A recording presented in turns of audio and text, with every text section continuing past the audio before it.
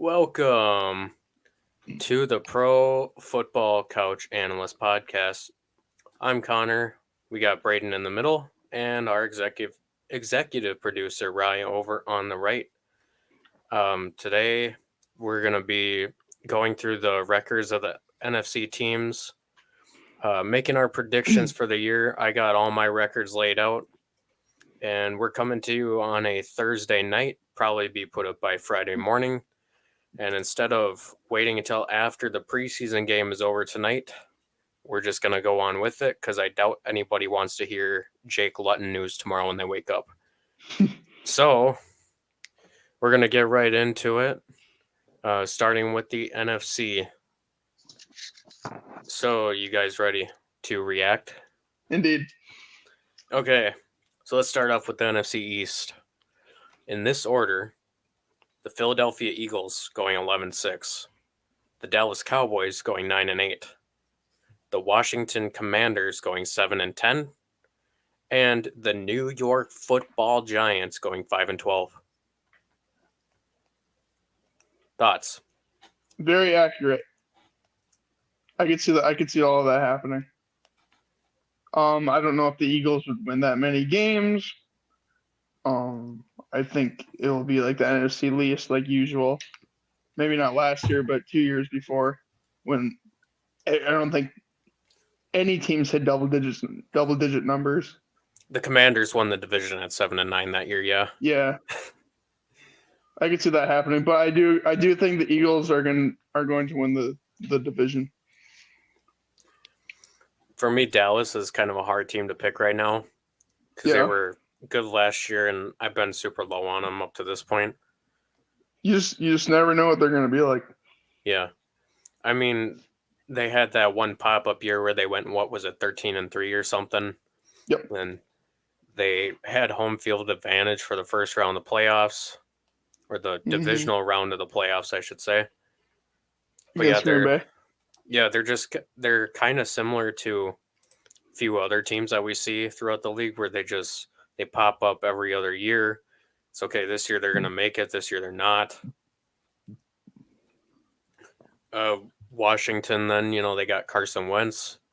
They played pretty well with Taylor Heineke last year, so that's why it's really hard for me to predict where their record will finish. And they got Sam Howell, too. You never know. Yeah. He may pop off. Sam Howell, yeah, I mean, when we were talking about the 2022 NFL draft a year ago, Sam Howell was a consensus number one quarterback. Yep. Then obviously things didn't quite play out that way. Then the Giants, even though they brought in Brian Dable, Daniel Jones, he's still Daniel Jones, and yeah, they're gonna be getting a new guy, I'm pretty sure, for next year. Yeah. I mean, I think everyone can guess that. If nothing happens this year, I'm pretty sure they're gonna be looking for a new guy to lead that team. Yeah, probably drafting a guy depending on how high they pick. I can't remember. I made the draft order using these standings, and I think the Giants were like in the top 5. Yep. If I remember right. So, not too much different than years past. Right. Moving on to the NFC North. In first place, the 13-4 Green Bay Packers. In second place, the 10-7 Minnesota Vikings. In third place, the 6-11 Detroit Lions. And in fourth place, of course, the Chicago Bears at 3-14. I want to hear Riley's thoughts on the Packers. I don't like that. Yeah, I don't like that either. I mean, I'm just curious because obviously, I don't think they have as high powered as a team anymore, like they did last year with Devontae. No, they got. We'll see how Christian Watson does. It's really weird though, because when I went through their schedule, so obviously I think they're probably going to split with the Vikings, but they got some pretty favorable matchups. Like a lot of their good opponents are going to end up playing at home. I think they have to go to Tampa Bay. They're going to be hosting the Rams when it's cold outside. Mm. So I don't know. As the Packers, I don't see them losing. Like, I think their floor is 11 wins. I think this is more of like, I guess their ceiling would probably be 14 wins, but yeah, I mean, looking at their schedule and everything, they don't have a ton of teams that are going to be super tough to play on the road, Mm. but it'll I be mean, interesting. I think it'll be interesting. I think it's interesting that you have them on top of the division. Of course, a lot of people are going to have the same idea as you, just because there's so many Aaron Rodgers supporters. Personally, I have the Vikings taking on top this year because I just don't know how that offense is going to roll in Green Bay without Devontae. I think the Vikings. I think the Vikings win 11 or 12 this year. I think they do pretty good. Really, I think the addition. I do think the addition of Zadarius Smith and Booth in the draft. I think they're going to be helpful. I think, yeah. So that defense is the biggest question for me. So I don't think there's any question their offense is going to be really good. I don't know if I'd put it in the category of great, but they'd like to get it into the top 10 range, obviously. But that defense has just been so bad between 2020 and 2021. It's hard to see them like bouncing back and having just like this huge year defensively because they've been ranking close to the bottom of the league. But now that they're, they got new blood in there, Right. some new players. You got Ed Donatel running the defense. And they have good players playing. Yeah. Like, to begin with, they've always had good players playing. And they got some older guys too. I thought, when they were going to bring in the new GM and the new coach, I thought they were going to tear down the curtains. But, yeah, I mean, the Lions, a lot of people have them doing really well too. Mm-hmm. I don't see them winning more than 6 games. There's a lot of people who think they could be in the playoffs, but Jared Goff's still their quarterback. And Dan Campbell seems to be a pretty good coach. I don't think he's capable of holding Jared Goff's hand. No. Like a Sean McVay would. Mm-mm. And then obviously, Chicago, they did do what I thought the Vikings should have done. They really tore down the curtains. Basically left Justin Fields with absolutely nothing. But they could potentially win more than 3 games. I think last I heard the Bears over-under was at 6.5 wins in Las Vegas. I'd hammer the under on that, but my personal opinion. Yeah, I don't know. I don't know how I feel about Detroit and Chicago. I think the Bears are number 3 in the division. I think the Lions are probably going to take last place again. I'm not quite sure, but interesting take. Yeah, I don't know. All right, on to the South. Now this is where things get really wild. In first place, your 2020 Super Bowl champion Tampa Bay Buccaneers are sitting up at the top of the NFC South and the NFC as a whole as the number 1 seed with a 14-3 record.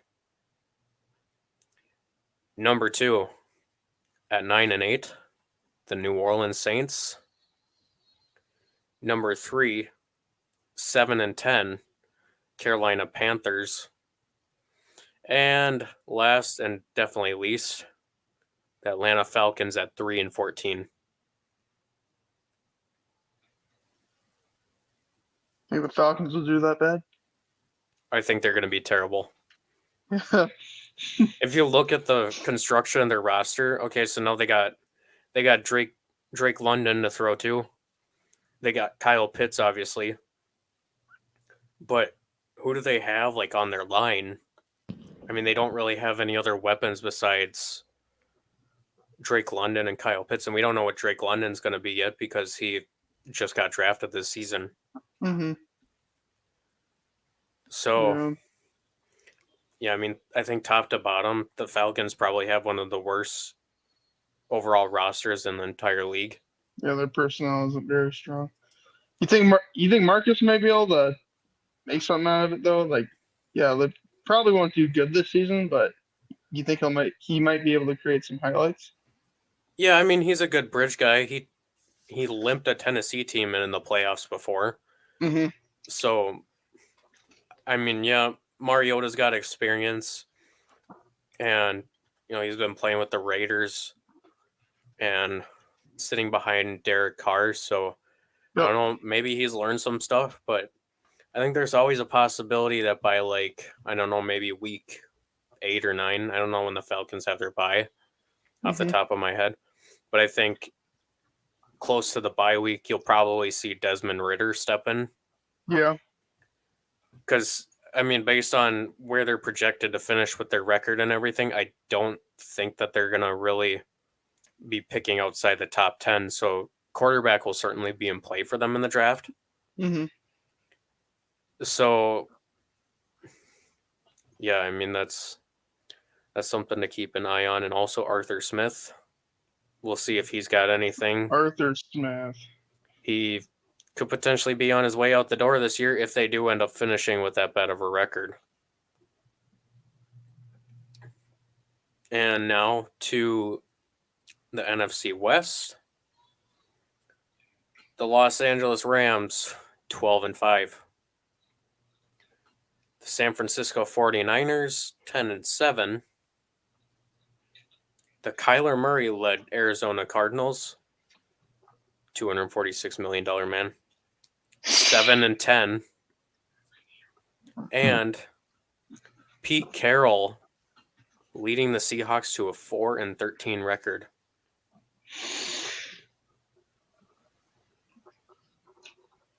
Okay, I don't know why. I don't see the Seahawks having that bad of a record. I think they have too good of coaching, and I don't know. I can't see the Seahawks having that bad of a record. They're going to run the ball, yeah, for sure. I mean, that's where all their offense is going to come from. Yeah. But, I mean, their quarterback competition right now is Drew Lock and Geno Smith. Mm-hmm. I mean, we obviously saw what they looked like last year when they had to throw Geno Smith in for Russell Wilson. Yeah. And, they took away more pieces now from what they had last year. I think the thing that'll hold them together is they got good receivers and they got a really solid run game for the most part. I mean, their offensive line, we'll see with them because they brought in a couple of rookies this offseason to try to fill some of the holes there. The Seattle hasn't really ever had that great of an offensive line. No, they haven't. But they've always had Russ to work around it. Yeah. I guess I never thought about that. I don't know. I think Seattle's just a very good franchise. I just can't see them doing that bad. It's hard for me to visualize. Me too, just because they've been unstoppable I shouldn't say unstoppable. They've been one of the elite teams for the last decade. And, they made it to 2 Super Bowls with Pete Carroll and Russell Wilson. Now that Russell Wilson isn't there, I mean, Russell Wilson had to run for his life just to make sure that they were competitive. Any other thing that stands out from really any of the divisions so far? Riley, what do you think about Arizona? Do you think that's pretty accurate? It's hard. I don't really know. I feel like they could still win 8 games. I feel like they'll just start out really good again. I'll come crashing down. Is it possible that we see Arizona start off 4-3 or 5-3, and then the entire building just collapses around them halfway through the season? I really just see it being 8 wins. However you look at it, I don't see it really being any more or any less. Yeah, I mean they're a little bit more predictable than most teams, I think, just because we've seen the same thing year after year, like for the past 2, 3 seasons now, where it's okay, we're gonna start off really good and then have a winning record, and then once it gets about halfway through the season, then they end up finishing below 500. Right. So the first 3 weeks they played the Chiefs, Raiders, and Rams. That Raiders game's in Las Ooh. Vegas, right? I think so. Yeah, it is. Okay, Wow. I think there's a really solid chance the Arizona Cardinals could be 0-3 to start the season. Here's Yeah. the next 4 games: Panthers, Eagles, Seahawks, and Saints. That's really easy too. But the Panthers, so the thing about the Panthers is, there's certain teams that they just have curses. So like the Jaguars, for whatever reason, always beat the Colts at home, and then like the Seahawks would always beat up on the Vikings at home. Dallas just always loses to Green Bay, even games that they shouldn't lose. I feel like the Cardinals might just be so blown up from those 3 games right there. The next 4 won't even matter. Well, yeah, and then so where I was going to go with that point is basically they've really struggled going into Carolina, going back to like, I don't know if it was before the NFC Championship game, but the NFC Championship game back in 2015, they went down to Carolina and just got destroyed. But yeah. So you think they'll beat after those first 3 games? You think they'll win from there on, or those next 3? After they lose the 3, you think they'll win the next 3 So that next stretch of games that he was talking about, or 4? Yeah. I could see them maybe go like 500 in that stretch. I think they win all of them. Really? Well, Kyler Murray, right? The dude's a winner. Like before the NFL, all he did was win. What was it? I think I remember watching his it was the Oklahoma versus Texas rivalry game. And that was like the first football game he's ever lost in his life or something like that since high school. It was like freshman year of high school. That was the first football game he ever lost. He's not a loser. He's a good athlete. I don't think he's going to go down that easily, even after being beaten 3 times by 3 very good teams. I'd really like to see him step it up and put the team on his back. Mm-hmm. And I think if we get that side of Kyler Murray, then we'll see. I mean, really good things could happen. But if he doesn't, I feel like it could just be more of the same. Yeah. So before we get off here really quick, I just want to show you where we stand seed-wise for the playoffs in the NFC. And then we'll get to the AFC on Monday. So top to bottom, at the number 1 seed, the Buccaneers are 14-3. 2, the Packers are 13-4.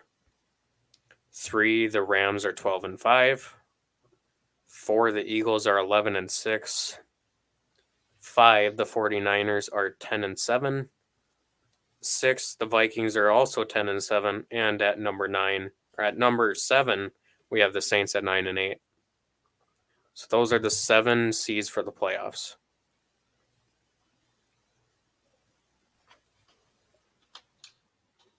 Any comments? I respect you put the Saints in there. I don't think a lot of people are going to have them in the playoff spots, or even in the playoff. I think they deserve to be in the playoffs. They have a very good team, very underrated. They're going to do good this year. Yeah, I mean, I don't see them missing the playoffs, so they're another team that's hard to predict. But we can maybe do an episode next week, maybe Thursday, to talk about the playoffs. Mm-hmm. Just go through the entire playoffs. Yeah. All right. Well, that is it from us. So like, subscribe, comment, share. You know what to do. Pro Football Couch Analyst Podcast. See you guys later. I'm actually sitting on the couch. Just want to say that. Yeah. Adios.